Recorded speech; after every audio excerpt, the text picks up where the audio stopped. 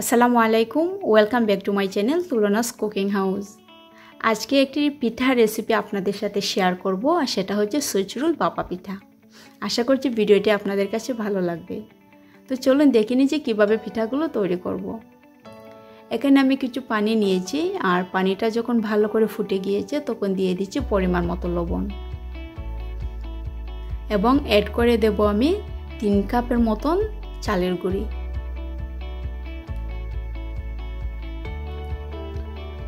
পিঠাগুলো তৈরি করার জন্য একটি নারিকেলের পুর ব্যবহার করব। তার জন্য এখানে কিছু নারিকেল কুড়া নিয়েছি, আর নিয়েছি পরিমাণ মতো গুড়, এক টুকরো দারচিনি এবং একটি তেজপাতা। কিছুক্ষণ জাল করার পরে দেখতে পাবেন আপনারা যখন ভালো করে এটা ফুটে যাবে গুঁড়িটা, তখন হচ্ছে নাড়াচাড়া করে দিতে হবে। আর অপর দিকে আমি নারিকেলটাও বসিয়ে দিয়েছি। এখন আমি এটা নাড়াচাড়া করে পানির সাথে গুঁড়িটা ভালো করে মিশিয়ে নিচ্ছি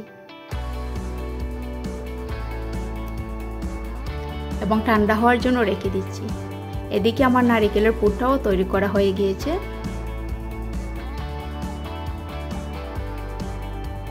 এখন আমি যে খামিরটা রেখেছিলাম সেটা খুব ভালো করে আবারও হাত দিয়ে মুথে নিচ্ছি।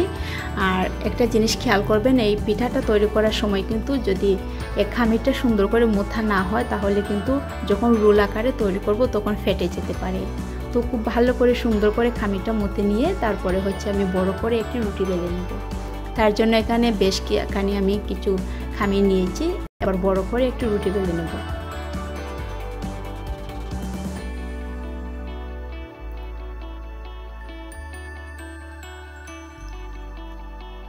এবার আমি যে নারিকেলের পুরটা তৈরি করে রেখেছিলাম সেটা উপরে দিয়ে দিচ্ছি, আর দেওয়ার পরে নারিকেলটা খুব ভালো করে পুরো রুটির গায়ে এভাবে ছিটিয়ে দিতে হবে।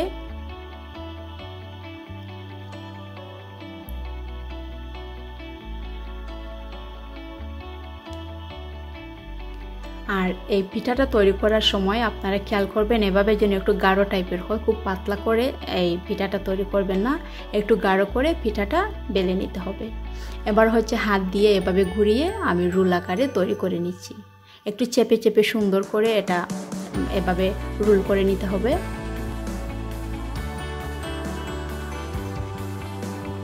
ভিডিওটি যদি আপনাদের কাছে ভালো লাগে তাহলে প্লিজ ভিডিওটা শেয়ার করবেন এবং আপনাদের মূল্যবান মতামত কমেন্ট বক্সে লিখে জানাবেন। সেই সাথে চ্যানেলটিতে সাবস্ক্রাইব করে সঙ্গেই থাকবেন।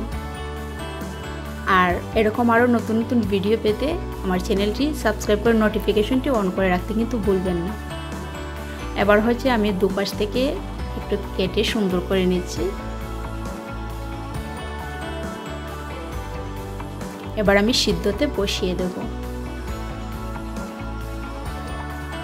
এখানে আমি বেশ খানিকটা পানি ভালো করে ফুটিয়ে নিয়েছি, আর ফুটন্ত পানির উপরে এভাবে একটা স্ট্রেনারের উপরে আমি পিঠাটা দিয়ে তারপরে হচ্ছে ঢাকনা দিয়ে ঢেকে আমি রেখে দিচ্ছি। এটা জাল করে নেব যতক্ষণ না ভালো করে পিঠাটা রেডি হয়ে যাচ্ছে। প্রায় আধা ঘন্টা পরে আমি পিঠাটা তৈরি হয়ে গিয়েছে আর নামিয়ে নিয়েছি। যেহেতু আগে থেকেই আমরা খামিরটা তৈরি করে রেখেছিলাম, সিদ্ধ করা ছিল, তো খুব বেশি জাল করার প্রয়োজন নেই। এবার আপনাদের কেটে আমি দেখাচ্ছি ভেতরটা কেমন হয়েছে।